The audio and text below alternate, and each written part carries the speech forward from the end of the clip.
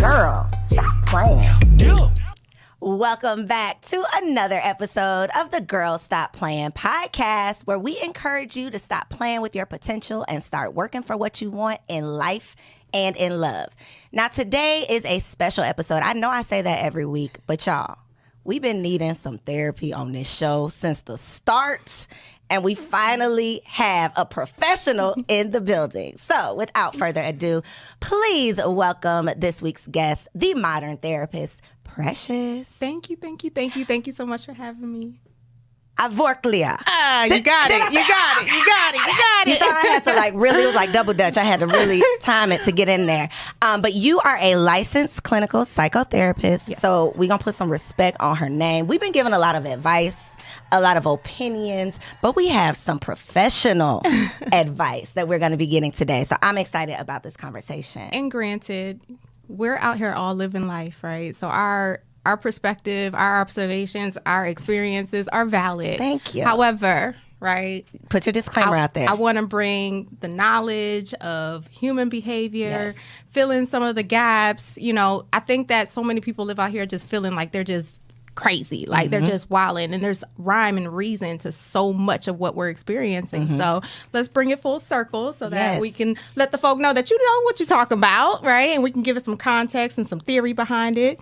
But we're going to get the clinical. We're going to get the clinical conversation today. And it's not all around imposter syndrome, but imposter syndrome is such a challenge for so many people that we definitely wanted to talk about it, but in a unique way. So we're going to get into that in just a second. But I want to just talk about the stigma around therapy. We got to start there. We've mentioned this a couple times over the past few episodes, but from someone who does this, why do you think there is such a stigma in the Black community specifically around therapy?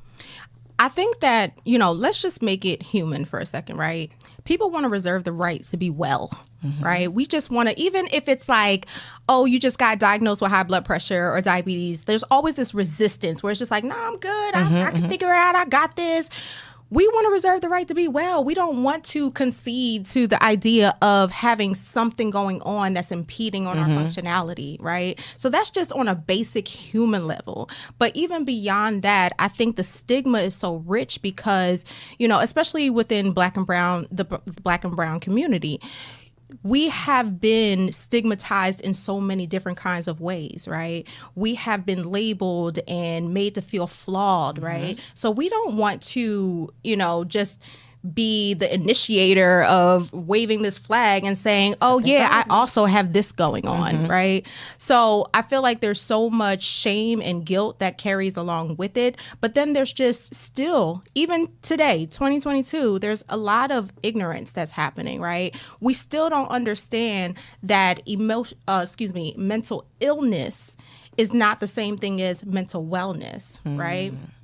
There is break that down. Wellness. Break that down. So we look at mental health under the scope of illness, right? So like something's wrong. If something we're talking about is mental, wrong. Gotcha. We understand the diagnoses, but we don't understand that wellness is just the everyday practices that support your overall emotional state, right? Your overall emotional condition. These are things that we should be attuned to. We should be, practicing certain things. We should be stimulating our wellness, just like we look at nutrition and taking vitamins and exercising. Well, you have to do something to fortify your mental health, right? And I think that when we think about mental health, we think about just illness and the pathology of it all. So reshifting our perspective on therapy into more of a being proactive.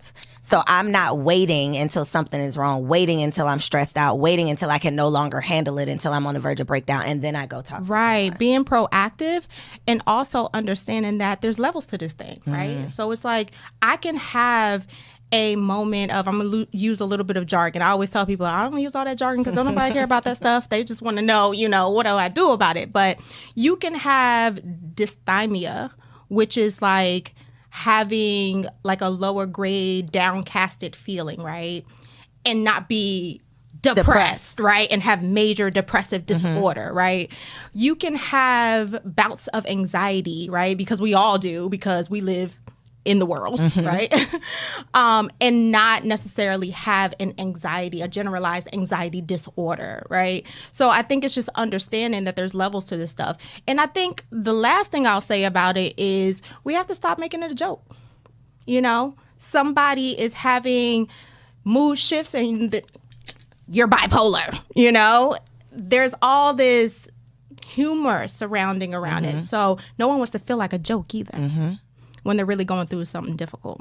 So you mentioned there's levels to it. Really quickly, what is the difference between a psychotherapist and a psychologist, a psychiatrist? Okay. This is such an important conversation. Right? I'm so glad you asked me that because I always go through a field so people understand.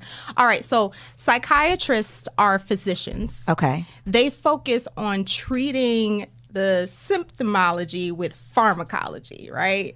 Prescribing pills. Yes, ma'am. Gotcha. So what happens is that people seek out a psychiatrist and they get disappointed because they ain't going to sit there and talk to you for an hour. They're going to write you a prescription. They're going to say, oh, so what has been going on? I've been losing sleep.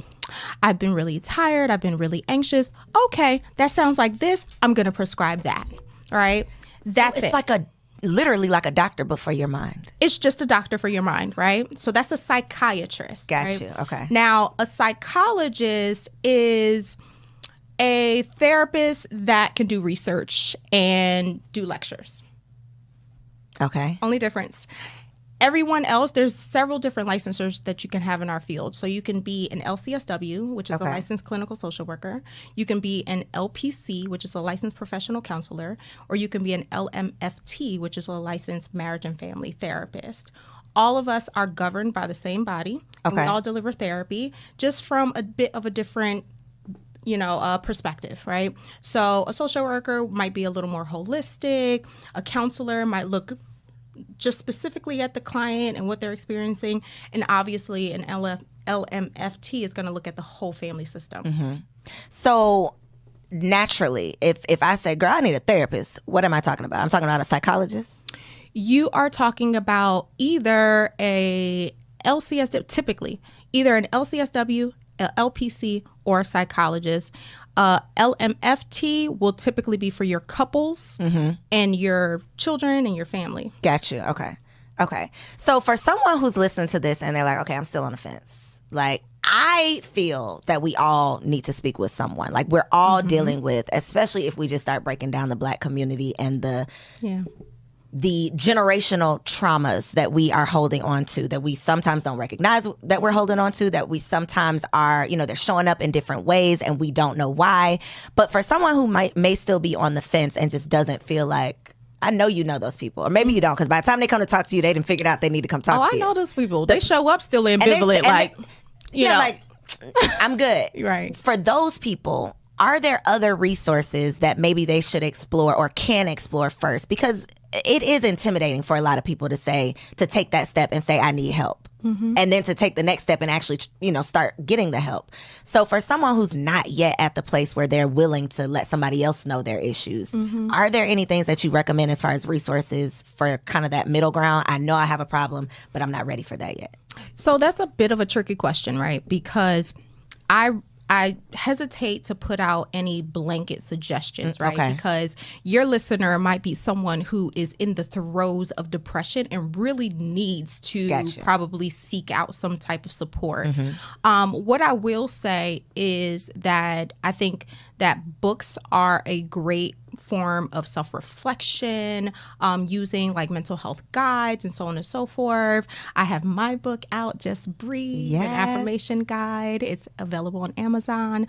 But we'll link it below. But resources that can offer you the opportunity to challenge yourself, to question yourself, to probe yourself, and just do this full-on self-exploration will be a good starting point.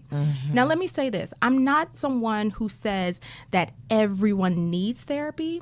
I believe that everyone could benefit from therapy, right? But I'm a realist. I call myself the modern therapist because I'm kind of like the around the way girl type of therapist. I give it to you straight. I'm honest. I'm direct. I tell people that, therapy is not everybody's cup of tea. And that's okay. You know, that's okay.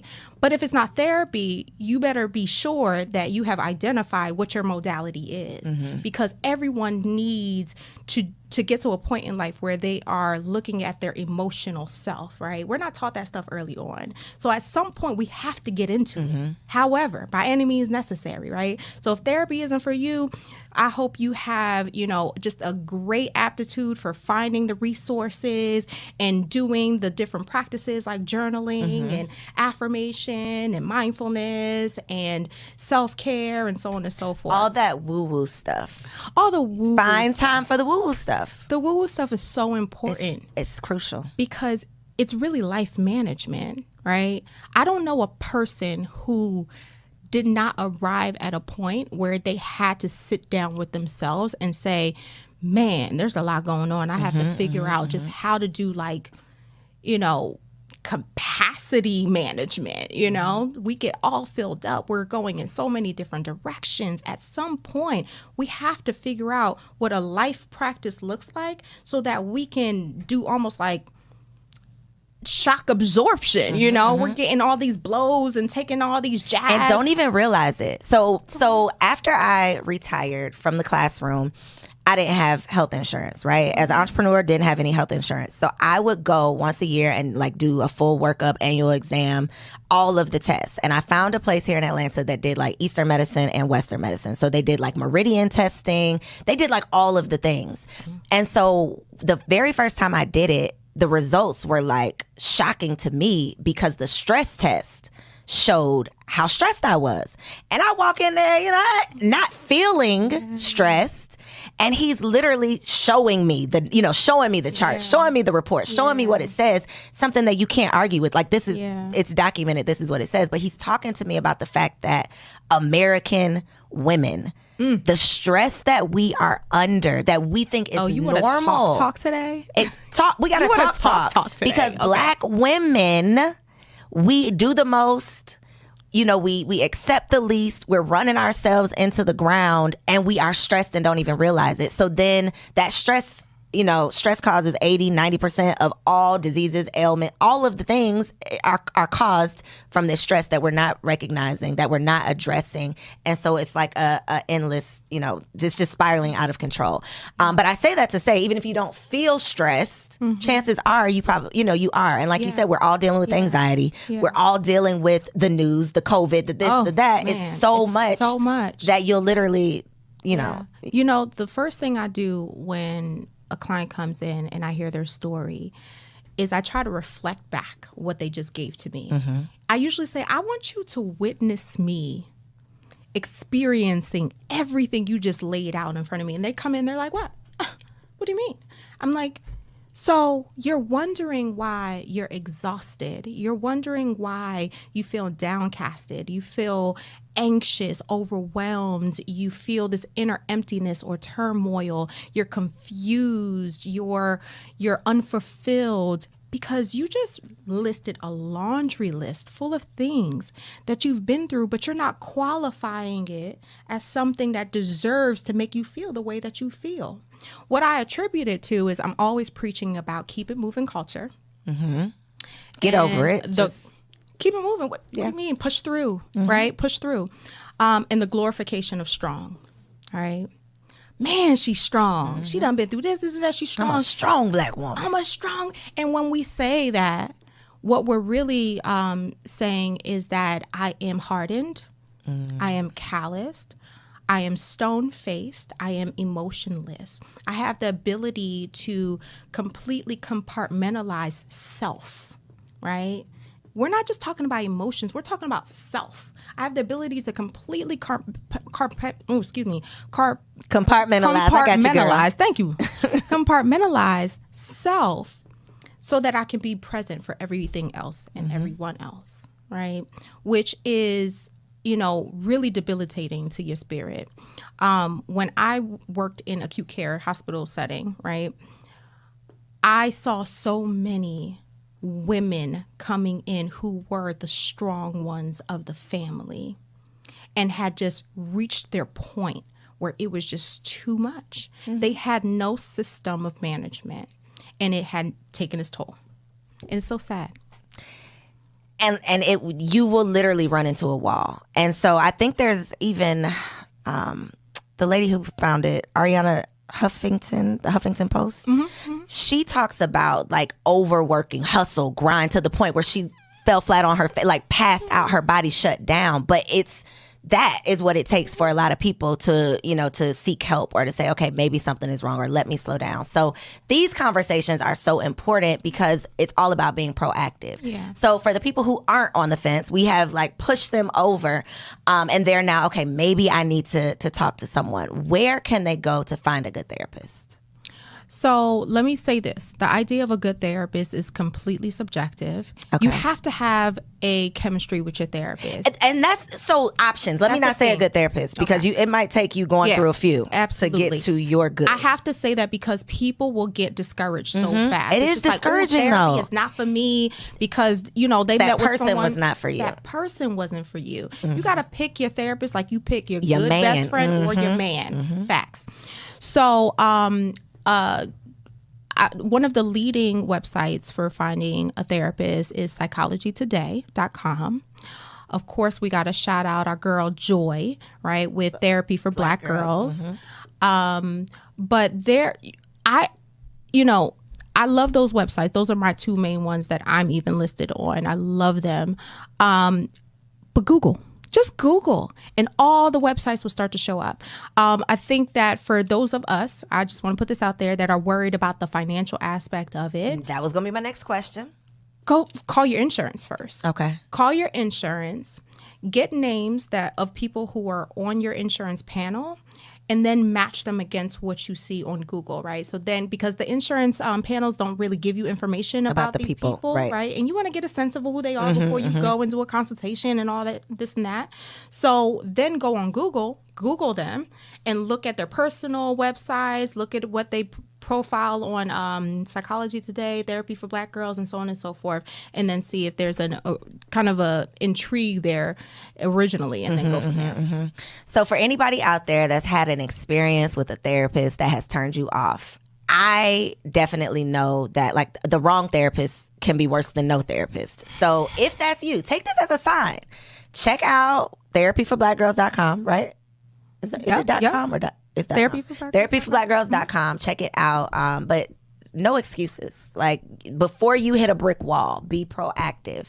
And I love that you just mentioned the fact that we do often look at mental health as an illness, like mental illness, when in actuality it really is just about being well. Yeah, thank you for bringing that back up, because I was going to say there's nothing wrong with talking to somebody in general, even if you don't think that there's something wrong with you, or that you're really at a challenged place in your life. There's nothing wrong with just having this third party person to talk to, because let's be real, not all of us have that person in our lives, right? Our girlfriends all have their own feelings and opinions about what we're going through. Our families want to kind of lecture and judge and this and that. And you need a place where you can just go and unapologetically just like lay it all out on the table, And, I tell my clients that there's so much power in just releasing it. People will be like, oh, I feel better today. I ain't do nothing I ain't do anything spectacular. You just came in a place where you can be your safe truth space and speak your truth. Yep. That was the only difference. Yep. Right. So I think we just need that place. We need that place to go to and release. An outlet. Yeah. I love it. Okay. So let's get into this talk about imposter syndrome, because I know that you work with a lot of women. I don't know if this is a man thing. I don't know if men deal with imposter syndrome, but my audience is women. So we're going to talk about it from the perspective of women. Define imposter syndrome, first of all, because I do feel like it's one of those terms that's just thrown around and I might think it means something else than what it actually does. Yeah. So define it for us. So imposter syndrome is at the root of your self-worth. It's where you have typically arrived at a place of success, having achieved something that you have been longing to achieve. And when you arrive there, you're having a difficulty really digesting that you deserve to be there. So your time is spent questioning, do I deserve this? Why have I been afforded this opportunity? Do people really value me here? Am I worthy? Am I worthy? Have I earned this? And it really starts to become a a debilitating experience because you spend so much time in your mind and in your thoughts that it starts to manifest outwardly, right? So now you're not as bold or vocal, and you're really just not relishing and enjoying the moment. I believe that this happens in relationships as well. Yes. I feel like I more than believe it happens in relationships. It's not just my belief. I have seen it. I have heard women attest to it and speak to it, both in my practice and in my friendships, where they may finally find that connection. But because we have unresolved identity issues, right? We have been navigating all of these relationships that haven't necessarily been reflective of our worth.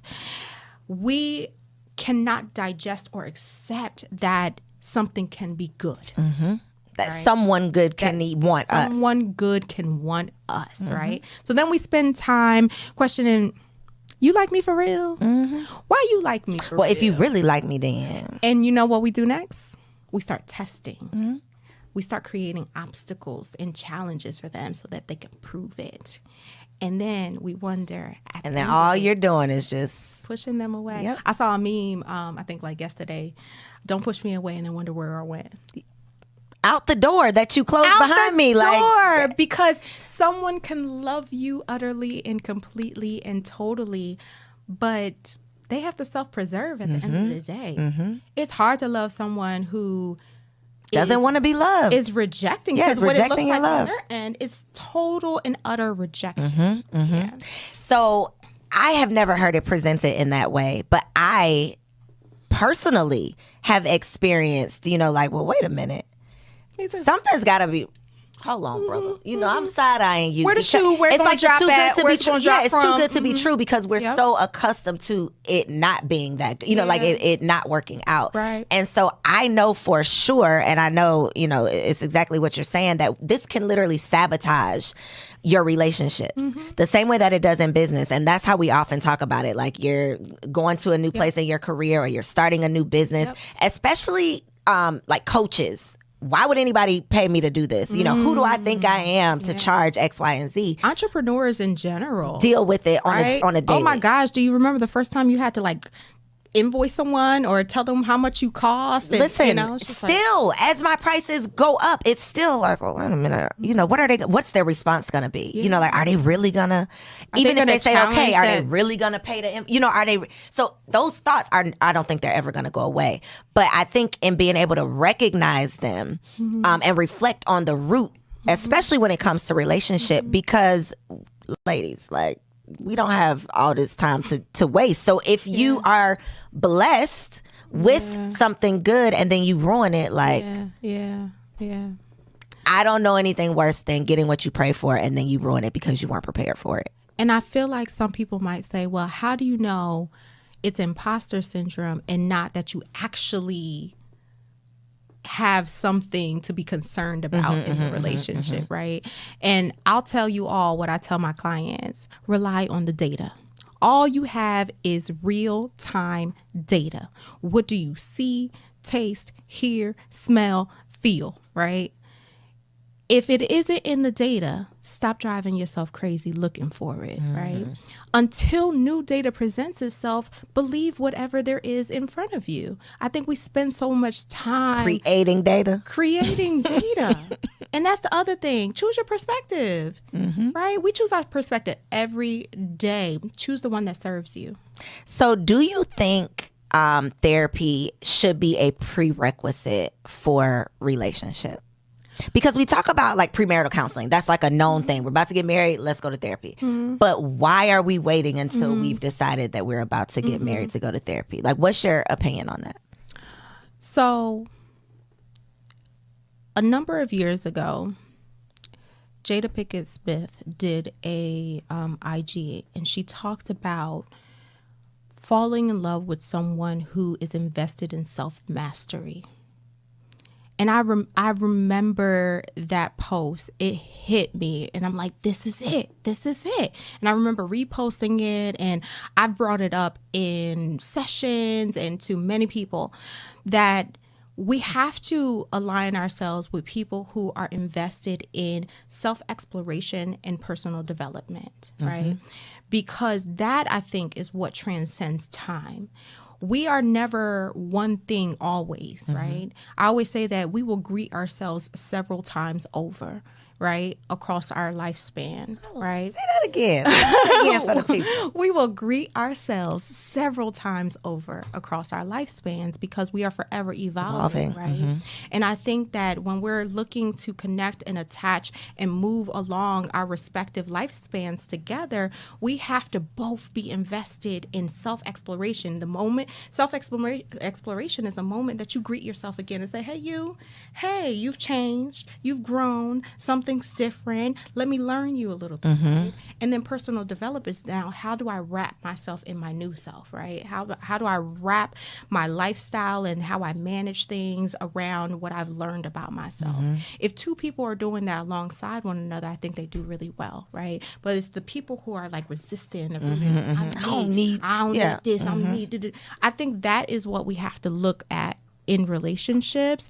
So I wouldn't necessarily say that therapy has to be a prerequisite as much as whatever mechanisms they have for personal exploration and development are in place. Something is in place, right?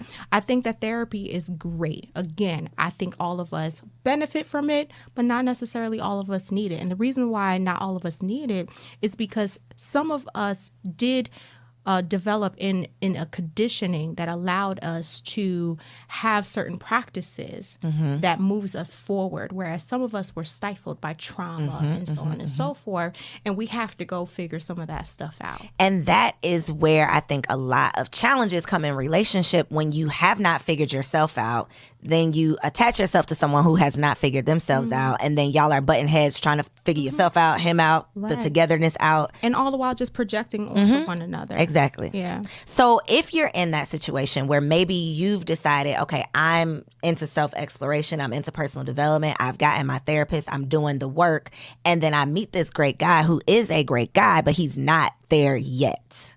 How do you have the tough conversation around, I think you might be dealing with something that, may end up hindering this relationship? Ooh, that's a tough conversation. Girl, because I be struggling with it too, and I'm the therapist. So, I think courageous conversations are always going to feel like courageous conversations. I think we get held up in the how and the when, right? And then the how and the when just become a reason to avoid it, or delay it. Waiting for the right time and the right thing to say. There's never actually a right time, because that would suggest that there's going to be something in you that's going to determine how that person reacts. I always say that people come pre-programmed. Whatever's in them is what's in them. They're going to react to it however it's in them to react to it. And a lot of times we will come out of courageous conversations feeling injured or feeling like we failed something because of how that person reacted. But I would say that, you can be exceptional, but you're not that grand, right? You're not that grand to override someone's conditioning so that they can be whatever you need them to be in that moment, right? So again, they're going to respond according to however they're pre-programmed. So when you go into a courageous conversation, go to deliver, not to receive, right? So go with full intention on what you have to say, right? And knowing that you will have left everything that was on your chest there on the table. Whatever they do with it after that point is what's according to who they are, right? So is your advice the same with friends? Because we are having all of these, I say we're having these conversations, but I don't really feel like we're having these conversations. I feel like we're posting about mental health. We're posting about it, right? Come on. But I don't know that I personally know how to deal with a friend who might be seriously going through something. How do you have those, the same type of conversation, I guess, with a man? How do you, is your answer the same? Like, go to deliver, and not necessarily like how they take it is not your problem. You just need to make sure you're delivering. So I think it's a little different with friends, especially like female relationships, right? Because we tend to be a lot more transparent and open, like with our girlfriends. Girl, you need to go talk to somebody. But you know, I am more likely to do a lot of exploration, especially because I'm a therapist. So like my friends know, they're like, I'm talking to my girlfriend, not my therapist friend right now, you know? So I try not to be a therapist in every moment, you know? So usually I will say, you know, hey, I'm here. I'm always going to leave the door open. I'm here. What's going on? You know, it's okay. My line all the time is, it's okay not to be okay. I think that is the greatest support you can ever lend to someone. It's okay not to be okay. And I'm going to be not okay right here with you, right? So I think it's just being present with them and not forcing them, but letting them know, you know, hey, this might work, that might work. You know, what do we want to do, right? Because I'm in this with you. I'm a resource. I'm a support. And then the check on your strong friends side of things. If you are the strong friend, who, like, is that a thing? Yeah, so I am the strong friend. Right. I imagine you are the strong friend too, right? So I think that I love that we've been talking about checking on the strong friend because it is both parties' responsibility. The thing about being the strong friend, you know, and I've had to confront myself about this too, is that we don't give ourselves a break from being the strong friend, right? Because being strong, we talked earlier about the glorification of strong, right? And it's something that you are labeled with at some point in your life, but then it becomes so much of your take it identity, but then eventually becomes a cage because the strong friend doesn't really get to have issues, doesn't really get to have problems, doesn't really get to be vulnerable, doesn't really get to say, hey, I need, or I want, or can you, you know, we don't really feel like we have the liberty or the luxury to be. Because you're supposed to have it all together. State. We're supposed to have it all together. We're everybody else's confidant or resource, right? But I think we have to be courageous enough to be vulnerable enough so that people recognize that we have needs too. You know, we really do contribute to each dynamic that we create, right?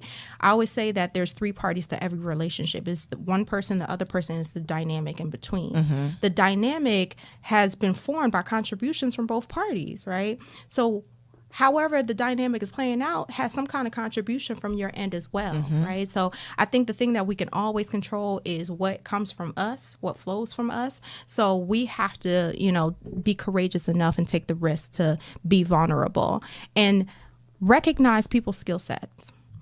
We get slighted because we might try to be vulnerable and then someone's like, oh, I'm sorry. You know, they just don't give you what you give them, right? It's just like, girl, when you were going through what you was going through, I was in the trenches with you. You talking about, oh, I'm sorry. And you feel so let down in those moments. But the thing is that person probably didn't intend to let you down. They just aren't the friend that possesses that skill set.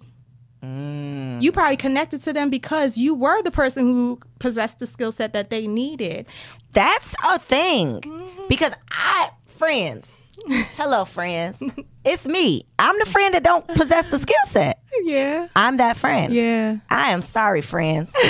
Wow. It's like your love language. Yeah. It literally is how I express my love, how I receive it. Wow. That's deep. Matters of emotions are all skill sets too. And I think that we struggle because we don't consider them skill sets. We consider them personal. That's just something I have or I don't have it. It's not something I can develop and strengthen. Right. Or we feel like that person didn't give me what I needed because they didn't think I deserved it or that I mattered enough or that I was important enough. Not that they haven't developed that skill set yet. It's literally not in them to give you what you need in that moment because their life journey didn't afford them a moment in time or a lesson. It's literally the 4 agreements, you know, not taking anything personally. It's very hard to do, but if you can master that, it's like It's as simple as it is complex. You know, these things we're talking about, none of it is easy, right? It's all challenging, but, you know, challenging doesn't mean impossible. So it's really just about setting an intention, having conviction behind it, and developing a new skill set.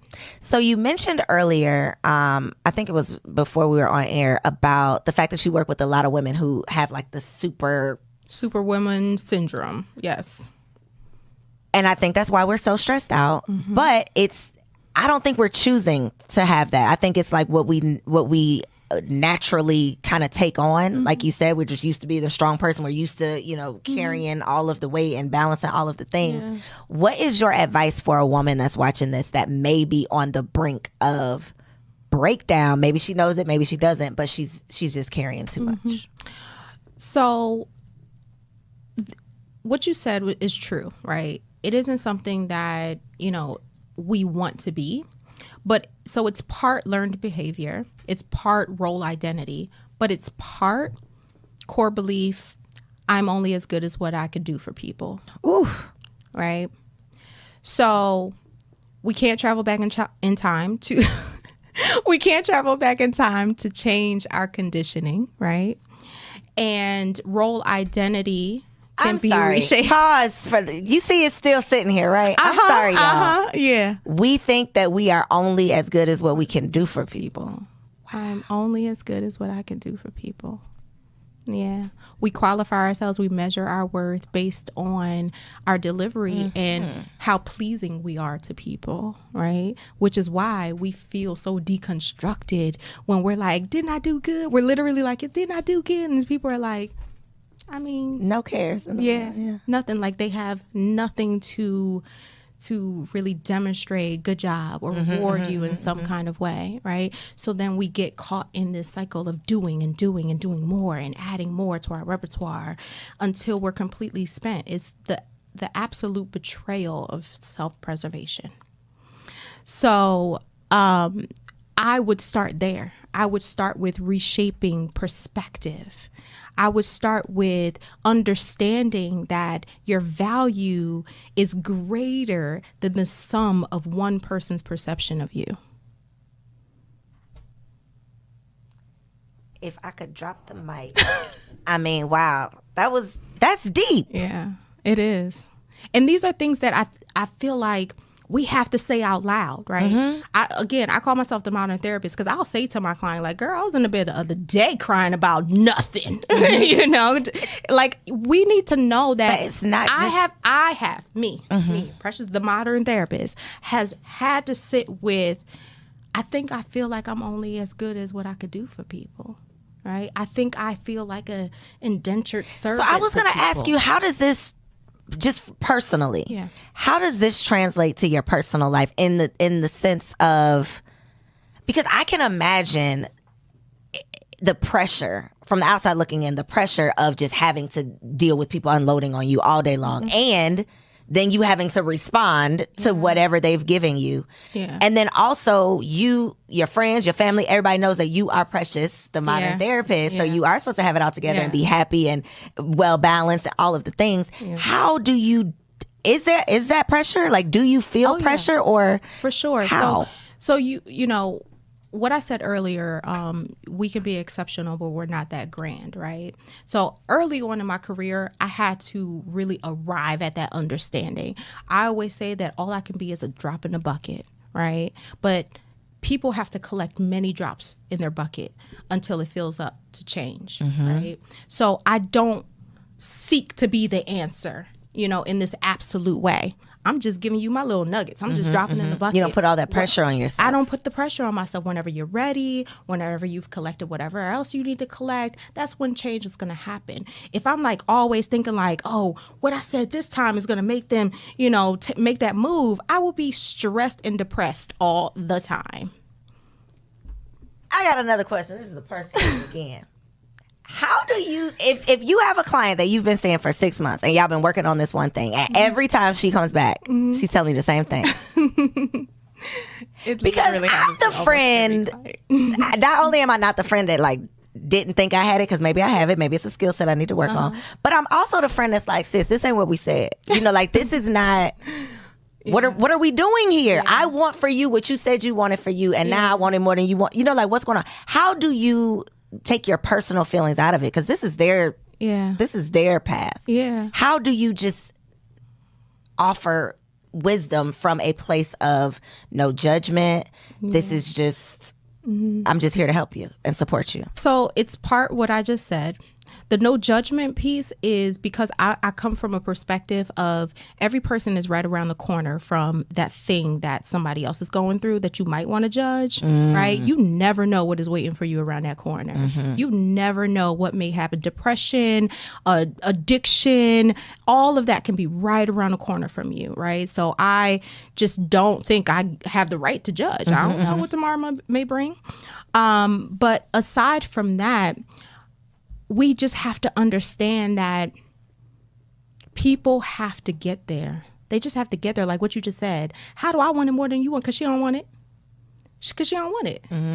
When people really want change, and I think maybe that's a part of what has helped me grow as a clinician, because I've seen the point where it clicks for people, and now you're like, really okay, now you're ready. Want it. Yeah, they really want it. Until then, I'm finna tell.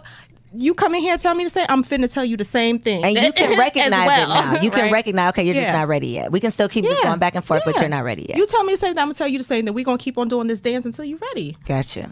Because sometimes that part of the process is absolutely a necessary part of the process. To get them to... They needed to do that dance, right? To be in a state of gridlock. Right? Stagnation. They needed to be there, right? Because them coming in that session is just one part of their full life story, right? They're in gridlock in every respect of their life. So they're feeling that discomfort all around, right? I'm not about to be a part of scolding you. For what? Shame and guilt. Nothing grows from shame and guilt, but more shame and guilt, right? I'm not going to be a proponent of shame and guilt. So we finna do this thing, right? I'm going to come in here and I'm going to give you compassion and grace every single time until you decide to give yourself compassion and grace enough to want to change. So you mentioned affirmations and meditation. I know that is a big part of just your recommendations, period. Yeah. Even if you don't do therapy, you got to do something. Yeah. For a lot of us, the woo-woo thing, it's like, oh, I am a money magnet. I am beautiful. I am smart. And it feels silly because our we weren't, some of us were not raised doing affirmations in the mirror. Yeah. So for people who have not yet figured out how to, I guess, make it make sense for them, do you have any suggestions for how you can make affirmations or meditation a part of your life? Yeah. Well, first of all, find the woo-woo for you, okay? But there has to be some woo-woo. You just got to find the woo-woo for you. But there is a reason that affirmations has been one of those recommendations that has transcended time in the field of psychology, because they just simply work. We don't understand that we are being imprinted on all the time, and we're being conditioned and programmed all the time. So if you understand that affirmations is your ability to reshape and recondition and reprogram your own brain, right? We go out and we see billboards and we're remembering song lyrics that we didn't even know we liked the song, because there is a programming going on. So we know that repetition can help you absorb a new ideology. It just simply works. The thing is about affirmations is that people kind of go about it in a way that doesn't fully serve them, right? So we go online and we're like, I'm about to start affirmations. I'm going to Google some affirmations, and I'm about to start saying I'm powerful and I'm beautiful and all of these blanketed affirmations. What I suggest is you take inventory on the, I'm giving y'all free therapy, okay? Free therapy. You take inventory on the toxic thoughts that exist in your mind, then flip it and reverse it. And those are your affirmations. So then you speak directly to your aching, right? So I think that is a more intentional approach to affirmations. But the mindfulness piece, so I am a mindfulness instructor. I'm a huge proponent for mindfulness because it is a leading method for dealing with depression and anxiety. Can you describe what mindfulness means? So the way I explain mindfulness is being in the same place mentally where you are physically. Whatever practices will allow you to do that. Because we really do, you know how they say we run on Dunkin'? Yeah, we probably do the caffeine and how it makes you anxious. We run on anxiety for real. We don't call it anxiety, especially in the Black and brown people. We say, excuse me, community, we say that we got bad nerves, right? Make my nerves bad. Make my nerves bad. Or we say that we're overwhelmed, or we use all of these other words, or we're agitated, or we're just nervous. No, that's anxiety, right? So we run on anxiety, and that means that your mind is essentially glitching because you are either in the past or you're in the future. You're not in the present. But when your brain can't access action items to be able to resolve whatever you are hyper focused on, it's going to start like spazzing, right? It's going to start glitching. That's what anxiety really is. But if you return into the moment, usually you can qualify your moment. You can find gratitude in your moment. You can find peace in your moment, right? So that's what mindfulness practices help you do. So it helps you return to the present. And a great way to do that is through meditation, stillness, rooting, grounding, all of these different practices that just allow you to tap into sensory information. Whew. Free therapy, y'all. That was a real therapeutic session for your girl. Y'all gonna have to hit the replay on that one. Please let them know though if they need to get. So one thing we were talking about pre-show is that a lot of the services are being offered virtually now. So you do not have to be here in Atlanta to take advantage of your resources. So please let them know where they can find you online and on Insta. So you can visit my website at www.moderntherapynow.com, spelled all the way out. You can find me on Instagram at the Modern Therapist, spelled all the way through as well. I also have a product line at shopjustbreathestore.com where you can get some products that will help you as a beginner meditator to start your mindfulness practices with candles and sage and crystals and you know, all the things. Types of all the woo-woo for you. All the woo-woo for you. I have enjoyed this. This has been an amazing conversation that I believe is going to move the culture forward. I hope so. Now listen, y'all. This Sunday, April 10th, I am kicking off my 5-day Make More Money Challenge. If you are ready to find out how you can start creating intellectual property so you can get paid every day, you need to be in the building. The MakeMoreMoneyChallenge.com is where it's at. Peace out. We'll see you next week. Bye. Entrepreneurs, I know you did not start that business so you could still feel broke. And I'm sure you did not become a CEO just to enslave yourself. Whether you realize it or not, employees are not the only ones living paycheck to paycheck. There are plenty entrepreneurs living project to project, sale to sale, and contract to contract. So if you want to find out how you can increase your cash flow so you can finally free up your time and enjoy the fruits of your labor, I need for you to join me April 10th through the 14th for the Make More Money Challenge. I'm going to teach you how you can turn every day into payday. I'll see you there.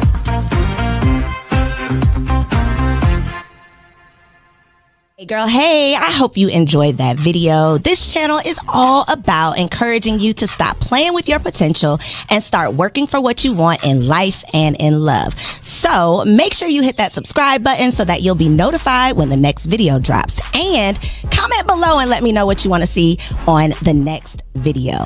Peace out.